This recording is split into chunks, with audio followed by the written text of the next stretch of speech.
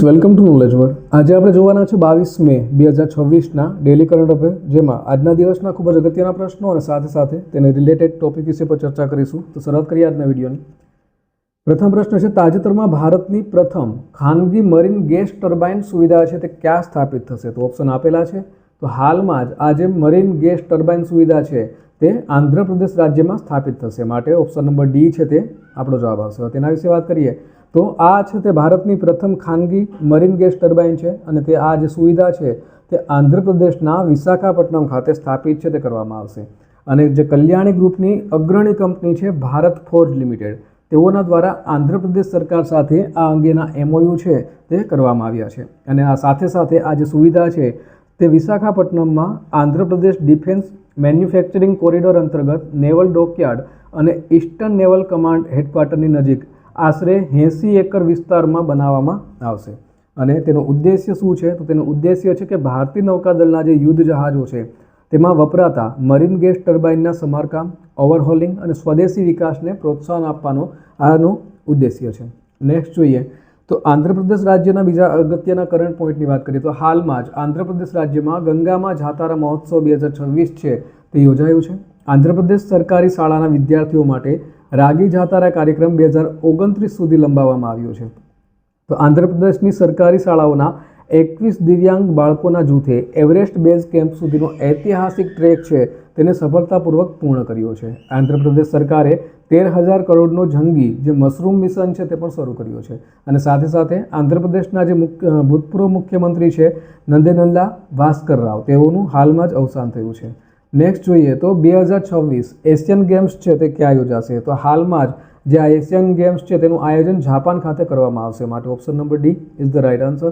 તેના વિશે વાત કરીએ તો 2026ની જે એશિયન ગેમ્સ છે તે જાપાનના આઈચી પ્રિફેક્ચર છે અને તેની રાજધાની છે નાગોયા, તે ખાતે યોજાશે. અને આ જે ટુર્નામેન્ટ છે તે આઈચી નાગોયા 2026 તરીકે પણ ઓળખાય છે. આ જે રમતોત્સવ છે તે 19 સપ્ટેમ્બરથી લઈ અને 4 ઓક્ટોબર 2026 દરમિયાન યોજાશે. અને આ જે આવૃત્તિ છે તે એશિયન ગેમ્સની 20મી આવૃત્તિ છે. અને જાપાનમાં આનું જે આયોજન છે તે ત્રીજી વખત થઈ રહ્યું છે. ઈસવીસન 1958માં જાપાનના ટોક્યો ખાતે પ્રથમ વખત તેનું આયોજન થયું હતું. ત્યાર પછી 1994માં હિરોશિમામાં બીજી વખત આયોજન થયું છે. અને ત્યાર પછી આ છે તે એશિયન ગેમ્સનું ત્રીજી વખત જાપાનમાં આયોજન થયું છે. અને તેનું ઉદ્ઘાટન અને સમાપન છે તે નાગોયાના જે પાલોમા મિઝુઓ સ્ટેડિયમ છે ત્યાં ખાતે યોજાશે. અને આ વર્ષની જે એશિયન ગેમ્સ છે તેમાં ક્રિકેટનું જે T20 ફોર્મેટ છે તે તેમજ ફ્રી સ્ટાઇલ BMX, સર્ફિંગ અને મિક્સ્ડ માર્શલ આર્ટ્સ જેવી રમતો છે તેનો પણ આ વર્ષે સમાવેશ છે તે કરવામાં આવ્યો છે. હવે જાપાનના બીજા અગત્યના કરંટ પોઈન્ટની વાત કરીએ તો હાલમાં જ ભારતે AI એટલે કે આર્ટિફિશિયલ ઇન્ટેલિજન્સ સ્માર્ટ સિટીઝના આયોજન માટે જાપાન સાથે ડેટા કરાર પર હસ્તાક્ષર કર્યા છે. જાપાને ઘાતક શસ્ત્રોના નિકાસ પરનો જે પ્રતિબંધ છે તે હટાવી લીધો છે. ઇસરો દ્વારા સંયુક્ત રીતે ચંદ્રયાન 5 એટલે કે લ્યુપેક્સ મિશન માટે જાપાનના સ્થળ મૂલ્યાંકન છે તે શરૂ કર્યું છે. જાપાને વિશ્વનો પ્રથમ ડ્યુઅલ બેન્ડ ઇન્ફ્રારેડ સેન્સર છે તે વિકસાવ્યો છે. જાપાને પાર્કિન્સન્સ અને હૃદયની નિષ્ફળતા માટે વિશ્વની પ્રથમ જે iPS સ્ટેમ સેલ સારવાર છે તેને મંજૂરી આપી છે. ભારત અને જાપાન વચ્ચે સંયુક્ત લશ્કરી કવાયત ધર્મ ગાર્ડિયન જે ઉત્તરાખંડમાં યોજાય છે. ભારત અને જાપાન દરિયાઈ પ્રદૂષણ નિયંત્રણ પર સંયુક્ત કવાયત છે તે હાથ ધરે છે. અને ભારત જાપાનને પાછળ છોડી અને વિશ્વની સૌથી મોટી ચોથી અર્થવ્યવસ્થા છે તે બની છે. ત્યાર પછી જોઈએ તો તાજેતરમાં આંતરરાષ્ટ્રીય ચા દિવસ એટલે કે ઇન્ટરનેશનલ ટી ડે ક્યારે ઉજવવામાં આવ્યો? તો દર વર્ષે આ દિવસની ઉજવણી છે તે 21 મેના રોજ કરવામાં આવે છે, માટે ઓપ્શન નંબર ડી આવશે. તેના વિશે વાત કરીએ તો દર વર્ષે વિશ્વભરમાં 21 મેના રોજ આ જે દિવસ છે આંતરરાષ્ટ્રીય ચા દિવસ તેની ઉજવણી કરવામાં આવે છે, જેને સંયુક્ત રાષ્ટ્ર દ્વારા 21 ડિસેમ્બર 2019ના રોજ સત્તાવાર રીતે આજે 21 મે છે તેને આંતરરાષ્ટ્રીય ચા દિવસ તરીકે ઉજવવાનો ઠરાવ છે તે પસાર કરવામાં આવ્યો હતો. અને સત્તાવાર તેની વૈશ્વિક સ્તરે ઉજવણી પ્રથમ વખત છે તે 21 મે 2020ના રોજ પ્રથમ વખત આ જે દિવસ છે તે ઉજવવામાં આવ્યો હતો. અને તેનો મુખ્ય હેતુ કયો છે? તો તેનો મુખ્ય હેતુ છે ચાના વૈશ્વિક વેપાર, તેના આર્થિક અને સાંસ્કૃતિક મહત્વ તેમજ ચાના જે બગીચાઓમાં કામ કરતા મજૂરોની સ્થિતિ અંગે જાગૃતિ લાવવાનું છે. અને પાણી પછી ચા છે તે વિશ્વમાં સૌથી વધુ પીવામાં આવતું અને લોકપ્રિય પીણું છે. નેક્સ્ટ જોઈએ તો બીજા અગત્યના દિવસોની વાત કરીએ તો 1 મે જે ગુજરાત રાજ્ય સ્થાપના દિવસ અને આંતરરાષ્ટ્રીય મજૂર દિવસ છે તે ઉજવાય છે. 2 મેના રોજ વિશ્વ ટૂના દિવસ, 3 મેના રોજ વિશ્વ પ્રેસ સ્વતંત્રતા દિવસ. હવે વિશ્વ પ્રેસ સ્વતંત્રતા દિવસ, તો આ વર્ષે જ્યારે એનું ઇન્ડેક્સ બહાર પડ્યું તો તેમાં નોર્વે છે તે આના ઇન્ડેક્સમાં પ્રથમ સ્થાને છે. એટલે કે પ્રેસ સ્વતંત્રતામાં નોર્વેનું પ્રથમ સ્થાન છે. અને સાથે સાથે આંતરરાષ્ટ્રીય ચિત્તા દિવસ છે તે પણ 3 મેના રોજ ઉજવવામાં આવે છે. આંતરરાષ્ટ્રીય અગ્નિશામકો દિવસ, જેની ઉજવણી 4 મેના રોજ થાય છે, તો 5 મેના રોજ વિશ્વ પોર્ટુગીઝ ભાષા દિવસ અને વિશ્વ અસ્થમા દિવસની ઉજવણી કરાય છે. 6 મેના રોજ રાષ્ટ્રીય નર્સ દિવસ ઉજવાય છે, તો 7 મેના રોજ વિશ્વ એથ્લેટિક દિવસની ઉજવણી છે તે થાય છે. 8 મેના રોજ વિશ્વ થેલેસેમિયા દિવસ અને આંતરરાષ્ટ્રીય આર્ગેનિયા દિવસ છે તે 10 મેના રોજ ઉજવાય છે. 11 મેના રોજ રાષ્ટ્રીય ટેકનોલોજી દિવસ અને સાથે સાથે આંતરરાષ્ટ્રીય છોડ આરોગ્ય દિવસ છે તે પણ ઉજવાય છે. 12 મેના રોજ આંતરરાષ્ટ્રીય નર્સ દિવસ છે તેની ઉજવણી થાય છે. 6 મેએ રાષ્ટ્રીય દિવસ ઉજવાય છે નર્સનો અને 12 મેએ આંતરરાષ્ટ્રીય નર્સ દિવસની ઉજવણી થાય છે. અને વચ્ચેનો જે સમયગાળો છે 6 થી લઈને 12 મે સુધીનો તેને નર્સ સપ્તાહ દિવસ તરીકે ઉજવાય છે. અને 15 મેના રોજ આંતરરાષ્ટ્રીય કુટુંબ દિવસ, 16 મેના રોજ રાષ્ટ્રીય ડેન્ગ્યુ દિવસ અને આંતરરાષ્ટ્રીય પ્રકાશ દિવસ છે તે ઉજવાય છે. 17 મેના રોજ વિશ્વ દૂરસંચાર અને માહિતી સમાજ દિવસ અને સાથે સાથે વિશ્વ હાઇપરટેન્શન દિવસ છે તેની પણ ઉજવણી કરવામાં આવે છે. 18 મેના રોજ આંતરરાષ્ટ્રીય સંગ્રહાલય દિવસ છે તે ઉજવાય છે. નેક્સ્ટ જોઈએ તો તાજેતરમાં કઈ રાજ્ય સરકાર દ્વારા ભારતનો પ્રથમ વૃદ્ધ સંભાળ વિભાગ છે તે બનાવવાનો નિર્ણય લીધો છે? તો હાલમાં જ આ જે નિર્ણય છે તે કેરળ રાજ્ય સરકાર દ્વારા લેવામાં આવ્યો છે. માટે ઓપ્શન નંબર સી આવશે. તેના વિશે વાત કરીએ તો કેરળ રાજ્ય સરકાર દ્વારા આજે ભારતનો પ્રથમ વરિષ્ઠ નાગરિક અથવા તો વૃદ્ધ સંભાળ વિભાગ છે તે બનાવવાનો નિર્ણય છે તે કેરળ દ્વારા લેવામાં આવ્યો છે.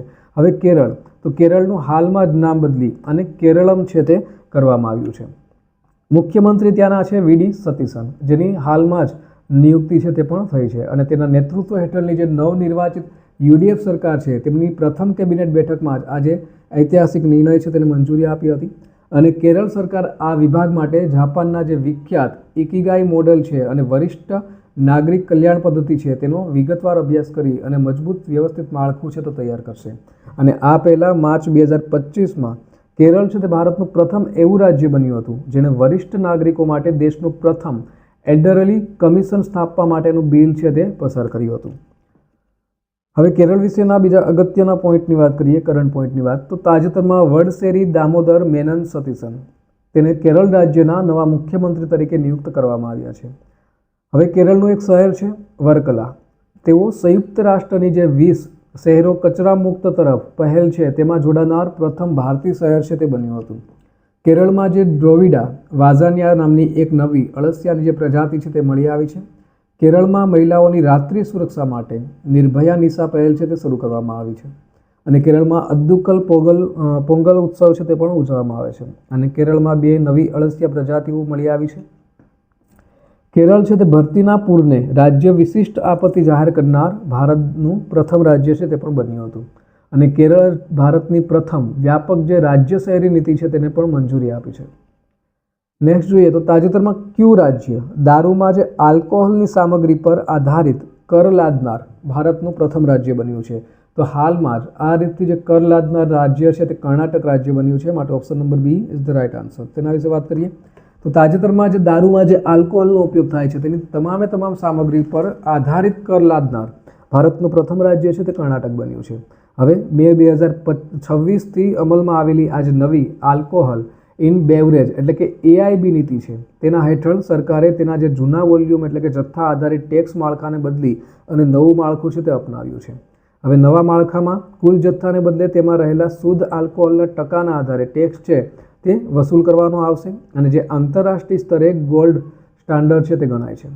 અને જે ઇન્ડિયન મેડ લીકર એટલે કે IMLના જે ટેક્સ સ્લેબ છે તે 16થી ઘટાડી અને 8 છે તે પણ કરવામાં આવ્યો છે. હવે કેરળ રાજ્યના બીજા અગત્યના પોઈન્ટની વાત કરીએ તો QS MBA રેન્કિંગ 2026માં IIM બેંગલુરુ, IIM એટલે કે ઇન્ડિયન ઇન્સ્ટિટ્યૂટ ઓફ મેનેજમેન્ટ, એમાં બેંગલુરુ છે તે ભારતમાં ટોચ ઉપર છે. કર્ણાટક સરકારે શાળાઓ અને કોલેજોમાં હિજાબ પ્રતિબંધ પાછો ખેંચી લીધો છે. વડાપ્રધાન મોદીએ બેંગલુરુમાં નવનિર્મિત ધ્યાન મંદિર છે તેનું ઉદ્ઘાટન કર્યું છે. NCRB રિપોર્ટ દર્શાવે છે કે બેંગલુરુમાં આત્મહત્યાનો દર છે તે સૌથી વધારે છે. ભારતનું પ્રથમ રાજ્ય સંચાલિત centre of excellence in space technology બેંગલુરુમાં શરૂ થયું છે. ત્યાર પછી જોઈએ તો તાજેતરમાં યુનાઇટેડ કિંગડમમાં એલ્સ્ટ્રી અને બોરહેમવુડના સૌથી યુવા ભારતીય મૂળના મેયર બનીને કોણે ઇતિહાસ રચ્યો છે? તો હાલમાં જ જે તુષાર કુમાર છે તેઓએ યુવા ભારતી મૂળના જે મેયર બની અને ઇતિહાસ રચ્યો છે, માટે ઓપ્શન નંબર એ આવશે. તેના વિશે વાત કરીએ હવે તો સ્ક્રીન ઉપર જોઈ શકો છો, આ છે એલ્સ્ટ્રી અને બોરહેમ વુડના સૌથી નાની ઉંમરના ભારતીય મૂળના મેયર તુષાર કુમાર, અને જેમ તમે સ્ક્રીન ઉપર જોઈ શકો છો, અને તેઓ માત્ર 23 વર્ષની ઉંમરે આ જે પદ છે તેના પર નિયુક્ત થયા છે, જેનાથી તેઓ બ્રિટનના ઇતિહાસમાં સૌથી યુવા ભારતીય મૂળના મેયર છે તે બન્યા છે. હવે રાજકીય પક્ષની વાત કરીએ તો તેઓ લેબર પાર્ટીના કાઉન્સિલ છે, અને વતન છે તેઓનું મૂળ જે વતન છે તે હરિયાણાના રોહતકના વતની છે, અને 10 વર્ષની ઉંમરે તેઓ પોતાના માતા પિતા સાથે યુકેમાં સ્થળાંતરિત છે થયા હતા. અને શિક્ષણની વાત કરીએ તો તેઓ લંડનની જે પ્રતિષ્ઠિત કિંગ્સ કોલેજ છે ત્યાં લંડનમાંથી પોલિટિકલ સાયન્સમાં સ્નાતકની પદવી છે તે મેળવી છે. હવે બીજી અગત્યની નિમણૂકની વાત કરીએ તો સ્ક્વોડ્રન લીડર સાનિયા છે તેઓ પ્રતિષ્ઠિત category A qualified flying instructor એટલે કે QFIનો દરજ્જો મેળવનારી ભારતીય વાયુસેના એટલે કે ઇન્ડિયન એરફોર્સની પ્રથમ મહિલા અધિકારી છે તે બની છે. સૌરભ વિજય, જેઓને UIDAIના ચીફ એક્ઝિક્યુટિવ ઓફિસર તરીકે નિયુક્ત કરવામાં આવ્યા છે. તો ફ્રેડરિક સોયેજ, જેઓને ભારતીય જુનિયર પુરુષ હોકી ટીમના નવા મુખ્ય કોચ તરીકે નિયુક્ત છે તે કરવામાં આવ્યા છે. તો આકાશ અંબાણી, જેઓ જીઓ પ્લેટફોર્મના નવા મેનેજિંગ ડિરેક્ટર એટલે કે MD તરીકે નિયુક્ત કરવામાં આવ્યા છે. તો સહદેવ યાદવ, જેઓને દક્ષિણ એશિયન વેઇટ લિફ્ટિંગ ફેડરેશનના પ્રમુખ તરીકે નિયુક્ત કરવામાં આવ્યા છે. CBI ડિરેક્ટર પ્રવીણ સૂદ છે તેઓને ફરીથી તેમણે નિયુક્તિ છે તે કરવામાં આવી છે. તો steel authority of India limited એટલે કે સેલના નવા ચેરમેન અને MD તરીકે અશોક કુમાર પાંડા છે તેઓની નિયુક્તિ છે તે કરવામાં આવી છે. અને ઓમાનના જે ભારતના નવા રાજદૂત તરીકે પ્રશાંત પીસે છે તેમની નિમણૂક છે તે થઈ છે. ત્યાર પછી જોઈએ તો તાજેતરમાં કયા રાજ્યમાં પરંપરાગત પંજથ નાગ ઉત્સવ છે તે ઉજવવામાં આવ્યો છે? તો ઓપ્શન આપેલા છે. તો આ જે પંજથ નાગ છે આ ઉત્સવ જમ્મુ કાશ્મીરમાં ઉજવવામાં આવે છે, માટે ઓપ્શન નંબર એ આવશે. તેના વિશે વાત કરીએ તો પરંપરાગત છે ઉત્સવ આ પંજથ નાગ, અને તેનું ઉજવણી છે તે કેન્દ્ર શાસિત પ્રદેશ છે જમ્મુ કાશ્મીર. તેના દક્ષિણ કાશ્મીરમાં આવેલા અનંતનાગ, જેનું કુલગામ નજીક જે કાઝીગુંડ વિસ્તાર છે તેમાં ઉજવણી છે તે કરવામાં આવે છે, અને આશરે 400 થી 500 વર્ષ જૂનો પરંપરાગત ઉત્સવ છે. હવે આ ઉત્સવમાં શું કરવામાં આવે છે તો જે સ્થાનિક લોકો છે તે પંજથ નાગ નામના જે ઐતિહાસિક મીઠા પાણીના ઝરણા છે અને નદીઓ છે તેને સાફ કરવા માટે પાણીમાં આ દિવસે ઉતરે છે, અને વડાપ્રધાન દ્વારા આની જે પ્રશંસા છે તે પણ કરવામાં આવી છે. અને જે મન કી બાત છે તે કાર્યક્રમમાં જનભાગીદારી દ્વારા પર્યાવરણ અને જળ સંરક્ષણના આ જે અનોખા મોડલ તરીકે પંજથ ઉત્સવની પ્રશંસા છે તે પણ કરવામાં આવી છે. હવે જમ્મુ કાશ્મીરના બીજા અગત્યના પોઈન્ટની વાત કરીએ, કરંટ પોઈન્ટની, તો જમ્મુ કાશ્મીરમાં હાલમાં જ 100 દિવસનું ડ્રગ મુક્ત અભિયાન છે તે શરૂ કરવામાં આવ્યું છે. જમ્મુમાં ભારતનું પ્રથમ આલ્કલાઇન બેટરી યુનિટ છે તે પણ શરૂ થયું છે. શ્રીનગરમાં એશિયાના સૌથી મોટા ટ્યુલિપ ગાર્ડન છે તેનું ઉદ્ઘાટન થયું છે. જમ્મુ કાશ્મીરમાં ધુંજ 2026 યુવા મહોત્સવ છે તે પણ ઉજવાયો છે. તો જમ્મુ અને કાશ્મીરે 67 વર્ષમાં પ્રથમ વખત રણજી ટ્રોફીનો ખિતાબ છે તે પણ જીત્યો છે. તો ખેલો ઇન્ડિયા વિન્ટર ગેમ્સની 6ઠ્ઠી આવૃત્તિ છે તે ગુલમર્ગમાં યોજાઈ હતી, અને સાર્થલ વિન્ટર ફેસ્ટિવલ છે તે પણ જમ્મુ કાશ્મીરમાં યોજાયો હતો. જમ્મુ અને કાશ્મીરમાં 10 દિવસનો સરસ મેળો છે તે પણ યોજાયો હતો. નેક્સ્ટ જોઈએ તો તાજેતરમાં ભારતનું મુખ્ય વૈશ્વિક કાપડ પ્રદર્શન ભારત ટેક્સ 2026 ક્યાં યોજાશે? તો આ જે છે પ્રદર્શન તે નવી દિલ્હી ખાતે યોજવામાં આવશે, માટે ઓપ્શન નંબર C આવશે. તેના વિશે વાત કરીએ તો કાપડ મંત્રાલયના સમર્થનથી તમામ કાપડ સંબંધિત જે પરિષદો છે કન્સોર્ટિયમ તે 14 થી લઈ અને 17 જુલાઈ 2026 દરમિયાન નવી દિલ્હીનો જે ભારત મંડપમ જે પ્રગતિ મેદાનમાં આવેલું છે તેમાં 75માં ભારત આંતરરાષ્ટ્રીય ગાર્મેન્ટ મેળાના સમાવેશ કરી અને ભારત ટેક્સ 2026ની 3જી આવૃત્તિ છે તેનું આયોજન કરવા જઈ રહ્યો છે. તો હવે આ પણ ખાસ મહત્વનું છે, કેટલામી આવૃત્તિ છે? પહેલાં તો 3જી આવૃત્તિ છે, અને તેનું આયોજક છે તે વૈશ્વિક કાર્યક્રમનું આયોજન ભારત સરકારના જે કાપડ મંત્રાલયના સહયોગથી ભારત ટેક્સ ટ્રેડ ફેડરેશન એટલે કે BTTF દ્વારા કરવામાં આવી રહ્યું છે. અને મુખ્ય આકર્ષણ કયું છે તો આ પ્રદર્શનમાં ખાસ કરીને ફાઇબર, યાર્ન, વસ્ત્રો, હોમ ટેક્સટાઇલ અને ટેકનિકલ ટેક્સટાઇલ સહિતની સમગ્ર કાપડ મૂલ્ય શ્રેણી છે તે પ્રદર્શિત કરવામાં આવશે. અને આ ઇવેન્ટ છે તેના માટે સત્તાવાર ભારત ટેક્સ 2026 મોબાઈલ એપ છે તે પણ લોન્ચ કરવામાં આવી છે. નેક્સ્ટ જોઈએ તો તાજેતરમાં પ્રગતિ 2026 બહુરાષ્ટ્રીય લશ્કરી કવાયત ક્યાં શરૂ થઈ છે? તો આ લશ્કરી કવાયત છે તે હાલમાં જ મેઘાલય ખાતે શરૂ કરવામાં આવી છે, માટે ઓપ્શન નંબર A આવશે. તેના વિશે વાત કરીએ હવે તો બહુરાષ્ટ્રીય સૈન્ય કવાયત પ્રગતિ, જેનું નામ છે પ્રગતિ, અને 2026ના વર્ષની મેઘાલયના જે ઉમરોઈ મિલિટરી સ્ટેશન છે તેના ખાતે શરૂ થઈ છે અને આ જે કવાયત છે તે 18 મેથી લઈ અને 31 મે 2026 દરમિયાન આયોજિત છે તે કરવામાં આવી છે. હવે પ્રગતિ, તો પ્રગતિનું પહેલાં તો ફૂલ ફોર્મ કયું છે? તો પ્રગતિનું ફૂલ ફોર્મ થાય છે partnership of regional armies of growth for growth and transformation in the Indian Ocean region. અને આ જે કવાયત છે તેમાં યજમાન ભારત ઉપરાંત 12 મિત્ર દેશોની જે સૈન્ય ટુકડીઓ છે તે પણ ભાગ લઈ રહી છે, જેમાં Bhutan, Cambodia, Indonesia, Laos, Malaysia, Maldives, Myanmar, Nepal, Philippines, Seychelles, Sri Lanka અને વિયેતનામ છે તેનો સમાવેશ થાય છે. નેક્સ્ટ જોઈએ તો મેઘાલય છે તેના વિશે કરંટ પોઈન્ટની વાત કરીએ તો હાલમાં જ મેઘાલયના જે રિભોઈ જિલ્લો છે તેમાં એક એરી સિલ્ક પ્રોસેસિંગ યુનિટ છે તેનું ઉદ્ઘાટન થયું છે. નેક્સ્ટ જોઈએ તો મેઘાલયમાં યુપીએસસી પરીક્ષા પાસ કરનારાઓ માટે સીએમ ઇન્સ્પાયર યોજના છે તે શરૂ કરવામાં આવી છે. મેઘાલયમાં સાપની એક નવી પ્રજાતિ જેનું નામ છે કેલામેરિયા ગેરોએન્સિસ તે શોધાય છે અને મેઘાલયે ખાસી અને ગારો ભાષા છે તેને સત્તાવાર ભાષાઓ તરીકે માન્યતા આપી છે. મેઘાલયે દૂરના વિસ્તારોમાં હાઈ સ્પીડ ઇન્ટરનેટ લાવવા માટે સ્ટારલિંક ઇન્ડિયા સાથે ભાગીદારી છે તે પણ કરી છે. તો મેઘાલયના વિશ્વ પ્રસિદ્ધ લિવિંગ રૂટ બ્રિજને યુનેસ્કો વર્લ્ડ હેરિટેજ સાઇટ માટે નામાંકિત છે તે પણ કરવામાં આવ્યું છે. નેક્સ્ટ જોઈએ તો 52મી G7 સમિટ આગામી ક્યાં યોજાશે? તો હાલમાં જ આજે G7 સમિટ છે તે ફ્રાન્સ ખાતે યોજવામાં આવશે, માટે ઓપ્શન નંબર બી આવશે. તેના વિશે વાત કરીએ તો 52મી જે G7 સમિટ છે તે આગામી 15 લઈ અને 17 જૂન 2026 દરમિયાન ફ્રાન્સના એવિયન લેસ બેન્સ ખાતે યોજાશે અને ફ્રાન્સનું જાણીતું શહેર છે આ એવિયન લેસ બેન્સ અને આ જે આયોજન છે તે બીજી વખત આ શહેરમાં થઈ રહ્યું છે. અગાઉ વાત કરીએ તો વર્ષ 2003માં 29મી G8 સમિટ છે તેનું આયોજન છે તે થયું હતું અને ભારતની સહભાગિતાની વાત કરીએ તો ભારત છે તે સત્તાવાર રીતે આ G7 સંગઠન છે તેનું કાયમી સભ્ય દેશ નથી. આમ છતાં પણ વૈશ્વિક મંચ પર ભારતની જે મજબૂત ભૂમિકા છે તેને કારણે ફ્રાન્સના જે પ્રમુખ છે ઇમેન્યુઅલ મેક્રોન તેઓએ ભારતના વડાપ્રધાનને ખાસ પાર્ટનર કન્ટ્રી તરીકે આ સમિટમાં ભાગ લેવા માટે સન્માનપૂર્વક આમંત્રિત છે તે પણ કર્યા છે. નેક્સ્ટ જોઈએ તો તાજેતરમાં ભારતની પ્રથમ AI સંચાલિત ભૌતિક બેન્કિંગ શાખા ક્યાં શરૂ કરવામાં આવી છે? તો આ જે શાખા છે તે હાલમાં જ આસામ ખાતે શરૂ કરાઈ છે, માટે ઓપ્શન નંબર એ આવશે. તેના વિશે વાત કરીએ તો આજે ભારતની પ્રથમ આર્ટિફિશિયલ ઇન્ટેલિજન્સ સંચાલિત ભૌતિક બેન્કિંગ શાખા છે તે આસામના ગુવાહાટી શહેરમાં શરૂ કરવામાં આવી છે અને આ જે શાખા છે તે આસામના ગુવાહાટીમાં GS રોડ છે તેના પર સ્લાય સ્મોલ ફાઇનાન્સ બેંક દ્વારા શરૂ થઈ છે અને તેનું ઉદ્ઘાટન છે તે આસામના જે મુખ્યમંત્રી છે ડૉક્ટર હિમંત બિસ્વા શર્મા તેઓના દ્વારા કરવામાં આવ્યું છે. અને આ જે વિશેષતા કઈ છે તો આ જે છે તે એક ફિઝિકલ શાખા છે જે ભૌતિક બેંકની વિશ્વસનીયતા અને ડિજિટલ સુવિધાઓ બંનેનો સમન્વય છે તે કરે છે અને તે AI સક્ષમ self service kiosk, paperless cash transaction અને ત્વરિત ડિજિટલ ઓનબોર્ડિંગ જેવી આધુનિક સુવિધાઓ છે તે પૂરી પાડે છે.